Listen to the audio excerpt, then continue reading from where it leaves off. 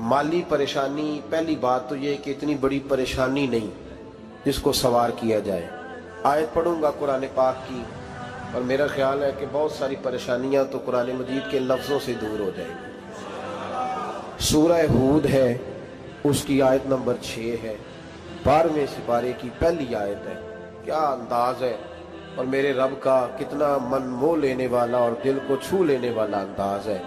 रब करीम ने फरमाया वमा मिन दाब्बतिन फिल अर्द, फरमाया नहीं ज़मीन पर कोई भी ऐसा चलने वाला, ज़मीन पर कोई ऐसा नहीं जो चलता हो, इल्ला अलल्लाहि रिज़्कुहा, जिसका रिज़्क अल्लाह ने अपने ज़िम्मे न लिया हो।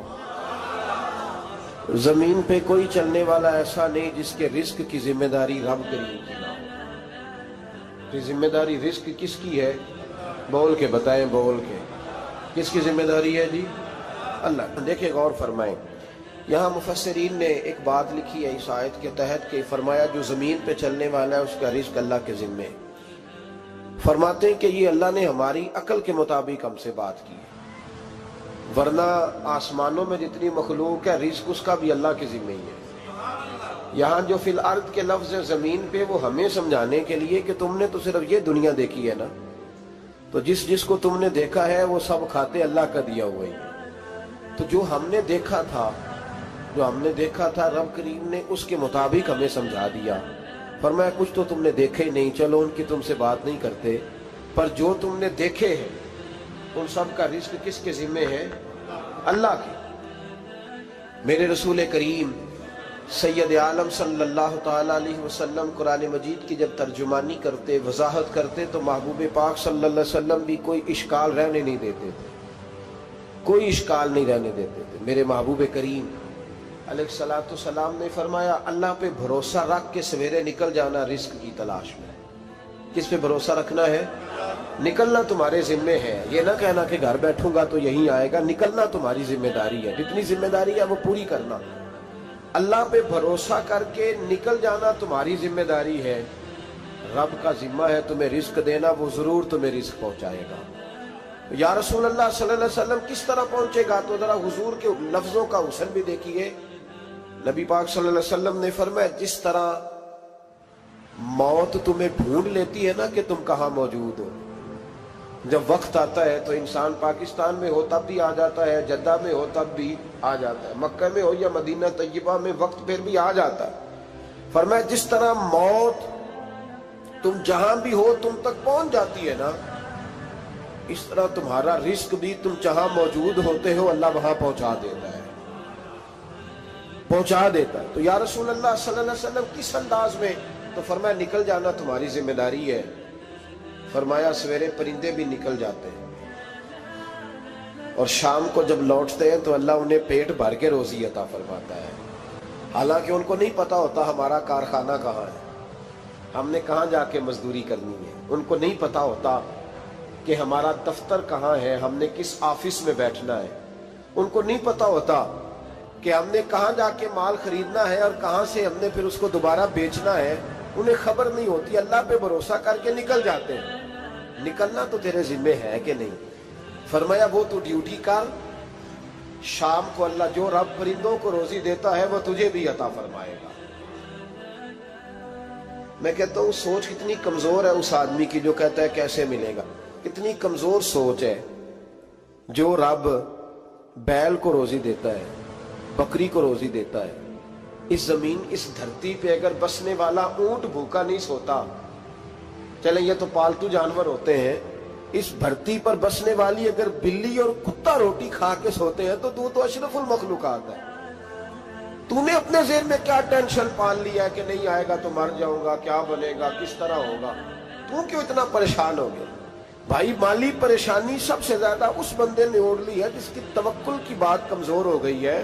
तू सीधी तवज्जो अपने रब करीम की जानिब रख, सीधी तवज्जो अल्लाह की जानिब कर। रब फरमाते हैं जिम्मा तेरा नहीं, जिम्मा मेरा। लेकिन ना तनख्वाह एक आती है घर में, जब एक बच्चा होता है तो तब भी काम चलता है, जब अल्लाह 2 बच्चे दे दे फिर भी उस तनख्वाह से काम चलता है, जब 3 हो जाए फिर भी चलता है, जब 4 हो जाए।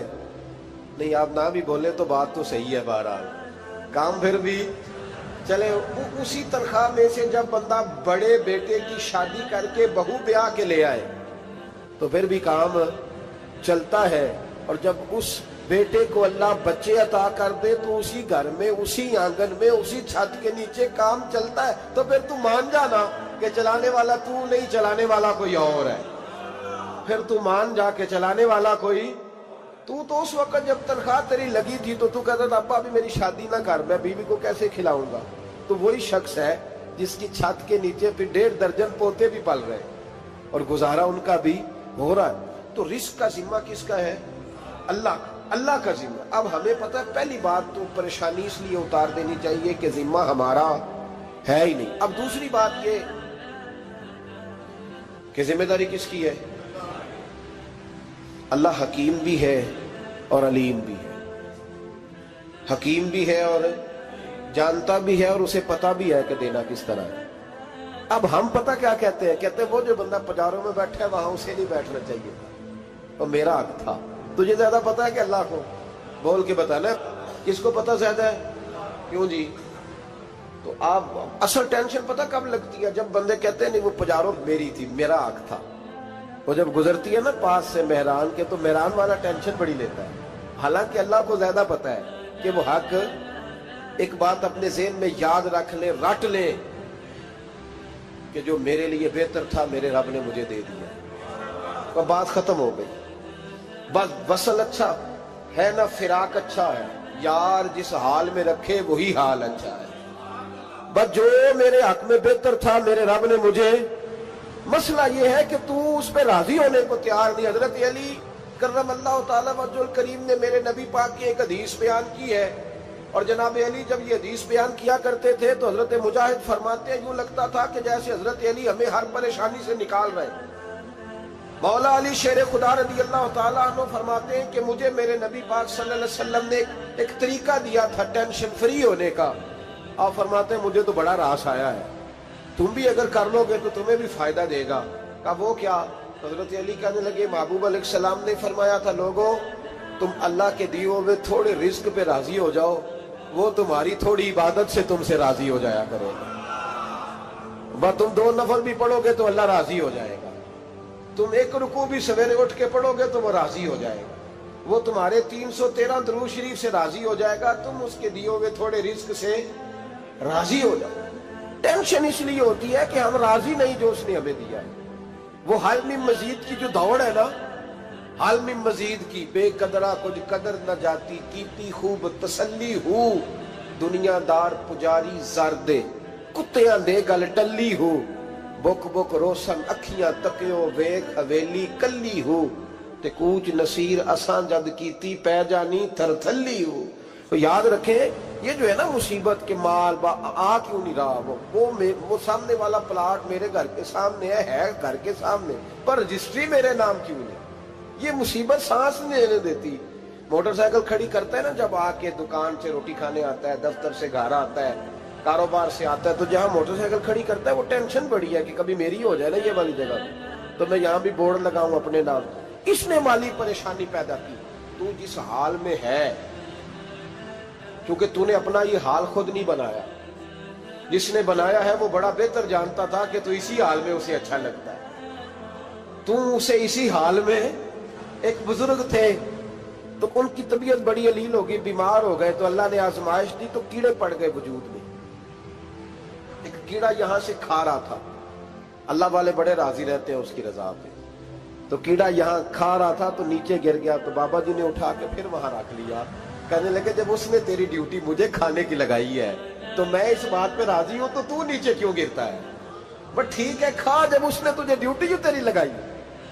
سالبہ بن عبد الرحمن ایک صحابی تھے، سالبہ غالباً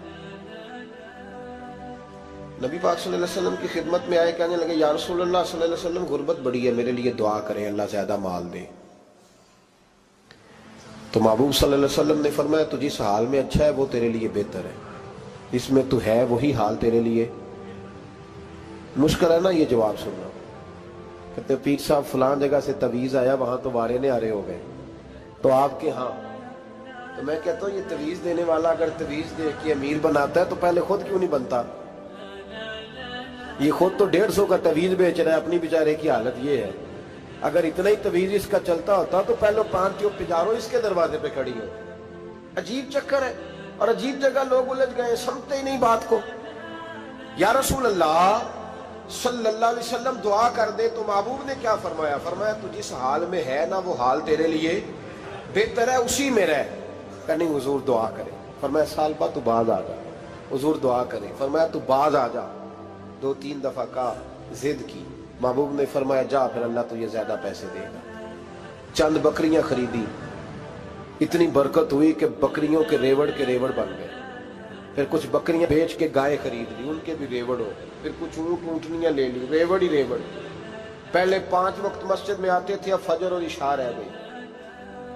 پھر مال زیادہ ہوا تو مدینے شہر میں کوئی جگہ ہی نہیں، مدینے سے باہر حویلی خریدی، پھر جمعہ ہی رہ گیا۔ جمعے کے جمعے آتے، زکوٰۃ کا حکم آیا۔ میرے نبی کریم علیہ السلام نے حضرت ابو ہریرہ کو بھیجا، فرمایا جا اسے کہہ تیری زکوٰۃ بنتی ہے 2.5%۔ 10 کروڑ روپیہ ہو تو کتنی زکوٰۃ بنتی؟ بھئی 1 کروڑ کی 2.5 لاکھ ہوئی نا، تو 10 کروڑ کی کتنی ہوئی؟ تو بڑی مصیبت ہے جب بینک سے میسج آتا ہے نا کہ 25 لاکھ نکل گیا تیرے اکاؤنٹ سے، بہت بڑی مصیبت، بڑی ٹینشن ہوتی ہے۔ ایک صاحب میرے پاس آئے، ان کی زمین اچانک مہنگی ہو گئی، اچانک پہلے کچھ 15-16 لاکھ کی ایکڑ زمین تھی، پھر وہ کروڑ کی ہو گئی۔ تو میرے پاس آئے، کہنے لگے وہ 10 کروڑ روپے بنتے ہیں تو زکوٰۃ، تو میں نے کہا آپ نے کیا کیا؟ زری زمین پہ عشر آتا ہے، اس پہ زکوٰۃ نہیں آتی، تو آپ نے کیا کیا؟ کہنے لگے وہ کچھ سوسائٹی کے رول کے مطابق میں نے فائلیں وغیرہ لے لی ہیں، اب میں نا کبھی موقع آئے گا تو ان کو بیچوں گا۔ تو میں نے کہا اب تو آپ کا یہ مال ہو گیا بزنس کا، تو اب تو اس پہ زکوٰۃ آئے گی۔ 10 کروڑ پہ جب 25 لاکھ سنا تو کہنے لگے فوراً دینی پڑتی ہے کہ تھوڑی تھوڑی سے بھی کام چل جاتا ہے؟ تو میں ان کا چہرہ دیکھنے لگا، میں نے کہا نہیں وہ تو آپ کو پتہ ہے، ویسے حضرت عمر فرمایا کرتے تھے بانٹ کے نہ دو، کوشش کرو کسی ایک کو دو، چلو کسی کا تو کچھ بن جائے، تو ایک کو دینی چاہیے۔ کہنے لگے تو مطلب یہ ایسا ہی حکم ہے؟ میں نے کہا آپ کسی اور سے تحقیق کر لیں۔ اب یہ بھائی لیتے وقت نہیں تجھے ٹینشن ہوئی کہ 15 لاکھ کا کروڑ ہو گیا، تو اس وقت نہیں تو نے کہا کہ یا اللہ، تو یہ کیسی سوچ ہے مسلمان؟ کس طرح کا اس کا؟ ہمارے ہاں جب کسی آدمی پہ حالات خراب ہوتے ہیں نا، تو سب سے پہلے وہ اس طرح کرتا ہے کہ جو میں کہیں اللہ کے رستے میں دیتا ہوں پہلے اسے بند کروں۔ جس رستے تجھے آ رہا تھا پہلے تو نے وہ رستہ بلاک کیا۔ حضرت اسماء بنت ابی بکر صدیق کہتی ہیں میں حضور کو مسجد کے لیے، ادارے کے لیے، صحابہ صفہ کے لیے کچھ دے رہی تھی، تو میں نے گننا شروع کیا تو حضور مسکرانے لگے۔ حضور مسکراتے کیوں ہیں؟ تو فرمانے لگی، محبوب فرمانے لگے اسماء اللہ کے رستے میں گن گن کے نہ دیا کر، ورنہ وہ بھی تجھے گن گن کے دے گا، تو اس کے رستے میں بے حساب دے، وہ بھی تجھے بے حساب ہی عطا فرمائے۔ لیکن پہلے یہ والا پہلے دروازہ بند کرو، یہاں سے پیسے ختم ہو رہے ہیں، تو اس طرح کرنا بھائی۔ اس دفعہ سوٹ ذرا گرمیوں والے نہ خرید، لیکن جو تو اللہ کے رستے میں دے رہا ہے اسے دیتا رہے۔ لیکن ہم اپنا نقصان کرتے ہیں، زیادتی کرتے ہیں اپنے ساتھ۔ میں نے آپ کو پہلے بھی بتایا تھا پیار کی بولی ہے، پھر بولتا ہوں۔ ایک بڑے بڑے پیار والے دوست ہیں، ایک دفعہ مجھے کہنے لگے کہ آپ کئی دفعہ اعلان کرتے ہیں تو مجھے اچھا نہیں لگتا، اور آپ ادارہ بھی بہت زیادہ بننے والا ہے، بڑی چیزیں میں دیکھتا ہوں جو ہوں تو بڑا نظام اچھا ہو جائے، آپ دعا کریں اللہ مجھے پیسے دے تو میں بڑے سارے خرچ کروں گا اس کے رستے۔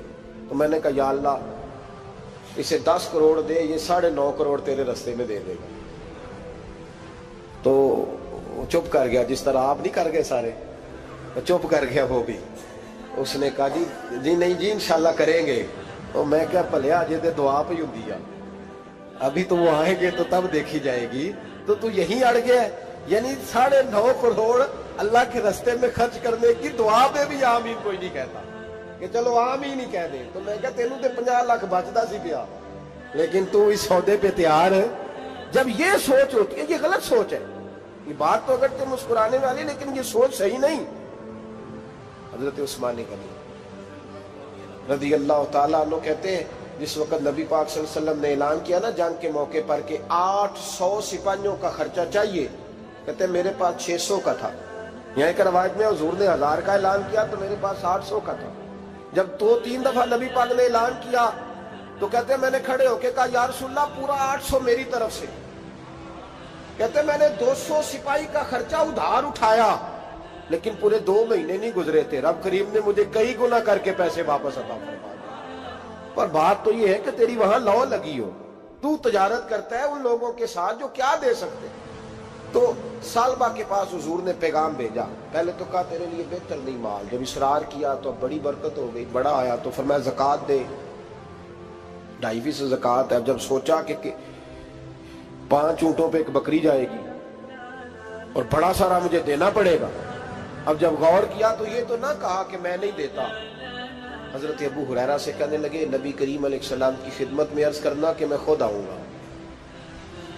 حضرت ابو ہریرہ نے آ کے عرض کی یا رسول اللہ صلی اللہ تعالی علیہ وسلم، حضور وہ کہتے تھے میں خود آؤں گا، تو کہتے ہیں محبوب نے ٹھنڈی سانس لی، فرمایا اسے کہا تھا کہ تیرے لیے مال بہتر نہیں، اب ہلاک ہو گیا، ہائے افسوس ہلاک ہو گیا۔ ان کو بھی تھوڑی دیر کے بعد احساس ہوا کہ یہ میں نے کیا کیا، نبی پاک کوئی کہہ دیا نہیں ہے، حضور کو کہہ دیا بعد میں آؤں گا۔ اب دوڑے آئے، عرض کی حضور میں سارا کچھ لے کے آیا ہوں، قبول کر لیں۔ محبوب نے فرمایا گویا بلال حبشی کی خشک کھجور بھی قبول ہے، اور صہیب رومی ایک اٹی بان کی لائے تو وہ بھی قبول ہے، اور عمار بن یاسر اور مصعب بن عمیر اگر 2 دینار دے جائیں اور کوئی پرانا جوڑا کسی سپاہی کے لیے چھوڑ جائے تو وہ بھی قبول ہے، لیکن تو اپنا لاکھوں لے کے چلا جا، تیرا کوئی نہیں قبول، معاف کر دیں۔ فرمایا جا معاف کیا، پر پیسے لے کے نہ آنا۔ اگلے سال پھر آئے، بندے ہوئے ہاتھ ہیں، محبوبہ میں دولت کا کیا کروں گا، آگ لگانی ہے، قبول کر لیں۔ فرمایا تو لے جا، تیرا نہیں قبول، گرا جو ان کی نگاہ سے وہ سنبھل نہیں سکتا۔ حضور نے وصال ظاہری کیا تو جناب صدیق اکبر کے پاس آئے، لاکھوں کا مال، ابو بکر قبول کر لو، تو جناب صدیق اکبر کہنے لگے اس کا کر لو جس کا نبی نے نہیں کیا، چل جا کوئی نہیں چاہیے۔ حضرت عمر کے زمانے میں قحط پڑ گیا، بارشیں نہیں ہوتی، غلہ نہیں ملتا، حالات خراب ہے، مالی طور پہ بحران آ گیا، غربتیں، مجبوریاں، تکلیفیں، آ کے روئے، عمر میرا قبول کر لو، مجھے معافی تو مل گئی تھی نا۔ فرمایا معافی اپنی جگہ پہ، پر جس کا مصطفیٰ نے قبول نہیں کیا۔ بہت سارے لوگوں کو پتہ ہی نہیں کہ ان کا قبول ہی نہیں ہوا، اور وہ الجھے ہوئے، انہیں خبر ہی نہیں کہ اصل بات کیا ہے۔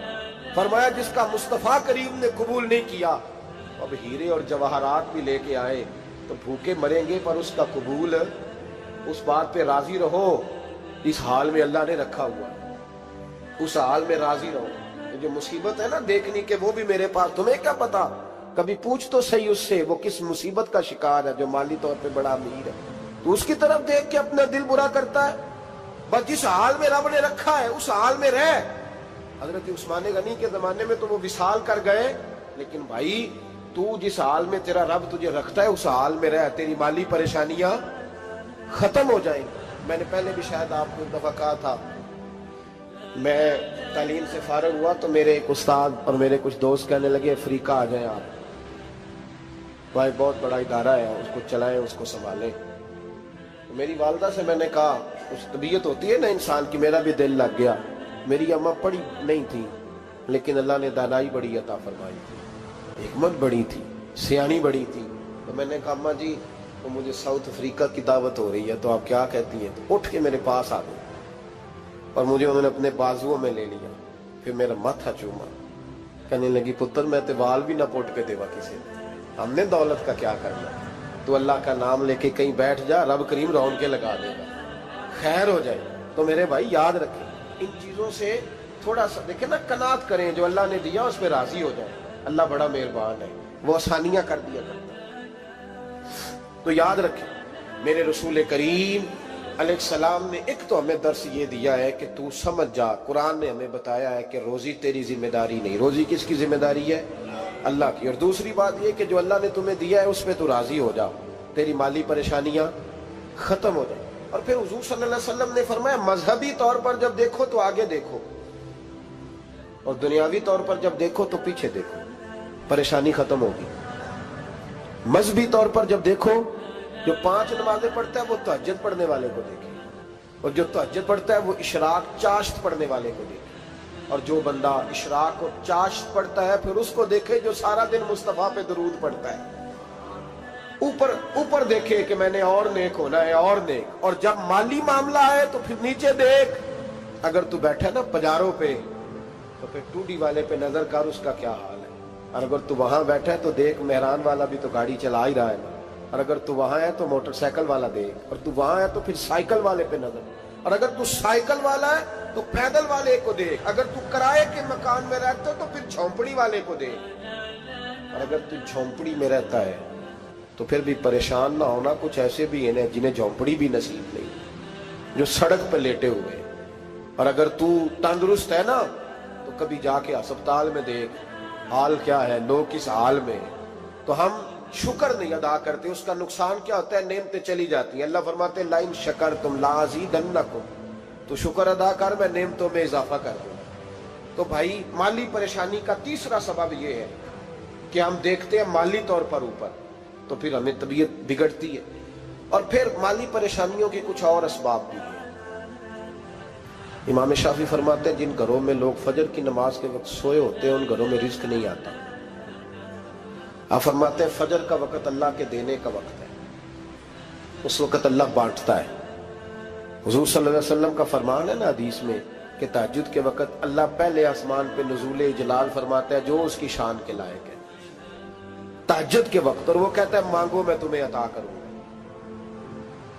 लेने की बारी आए तो बंदा समेट समाट के अंदर घुस जाए।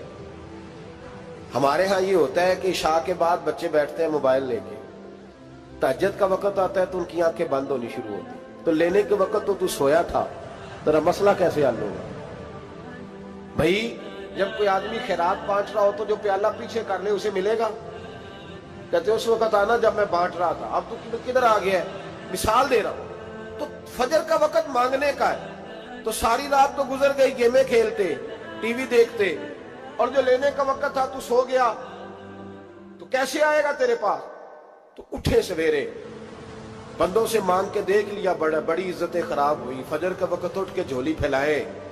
मेरे रसूल पाक अलैहिस्सलाम फरमाते हैं, रब फरमाते हैं जब बंदे मेरे आगे झोली फैलाते हैं मुझे शर्म आती है। किसे चुमे यार गुलाब ताई, किसे जाके कलीनो चुमे आए, किसे चुमे यार दी चौखटनो,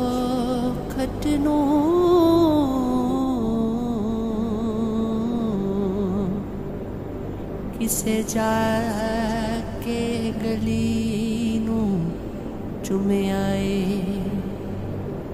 किसे चुमिया हाकिमे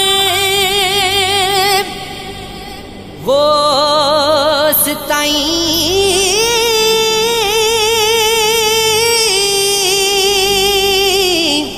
किसे पीर